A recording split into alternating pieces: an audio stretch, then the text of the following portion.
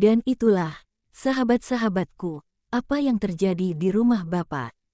Dan barang siapa merasa bahwa dia seperti si bungsu dari perumpamaan itu, haruslah percaya bahwa jika dia meneladaninya dengan pergi kepada Bapa, maka Bapa akan berkata kepadanya, tidak di kakiku. Beristirahatlah dalam hatiku, yang telah menderita karena ketidakhadiranmu dan sekarang bahagia sebab kau telah kembali.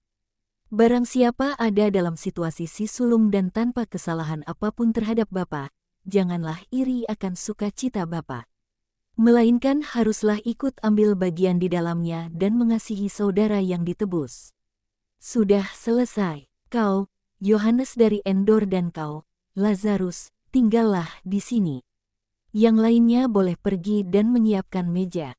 Kami tidak akan lama. Mereka semua undur diri. Ketika Yesus, Lazarus dan Yohanes telah sendirian, Yesus berkata kepada mereka, itulah apa yang akan terjadi pada jiwa terkasih yang kau nantikan, Lazarus, dan itulah apa yang sedang terjadi pada jiwamu, Yohanes. Kemurahan Allah tiada mengenal batas. Para rasul, bersama Maria dan para perempuan, pergi menuju rumah, dengan didahului oleh Mardiam yang berlarian dan melompat-lompat gembira. Tetapi dia segera kembali dan menggamit tangan Maria seraya berkata kepadanya, ikutlah bersamaku. Ada sesuatu yang harus aku katakan kepadamu, apabila kita sudah sendirian.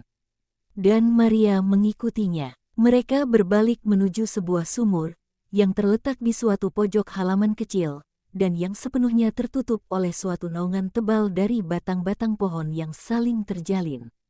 Yang dari tanah merambat naik menuju teras membentuk sebuah lengkungan. Di belakangnya ada Iskariot. Yudas, apa yang kau inginkan? Pergilah, Mardiam, bicaralah. Apa yang kau inginkan? Aku bersalah. Aku tidak berani kepada guru atau menghadapi rekan-rekanku. Tolonglah aku akan menolongmu. Tetapi tidakkah kau berpikir betapa banyak kesedihan yang kau akibatkan?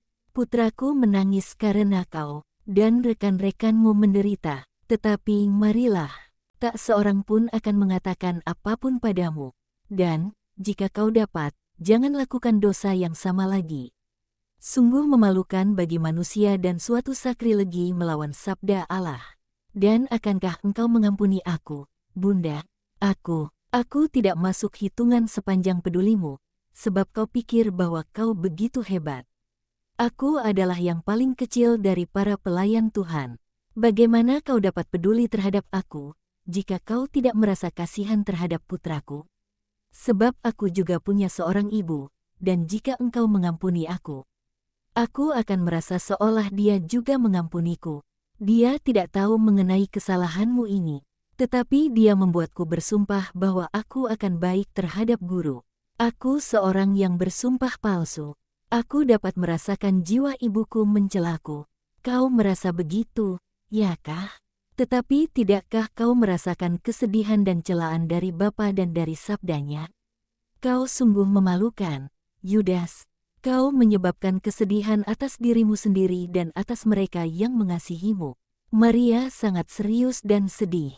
Dia berbicara tanpa kepahitan namun dengan penuh wibawa. Yudas menangis. Janganlah menangis, perbaiki dirimu, ayo, dan ia menggandeng tangannya dan memasuki dapur. Semua orang terperanjat, akan tetapi Maria mencegah kemungkinan adanya komentar yang tidak enak. Ia berkata, Yudas sudah kembali. Bersikaplah seperti yang dilakukan si sulung sesudah nasihat bapaknya. Yohanes, pergi dan beritahu Yesus. Yohanes Zebedes berlari pergi. Keheningan yang sunyi senyap meliputi dapur.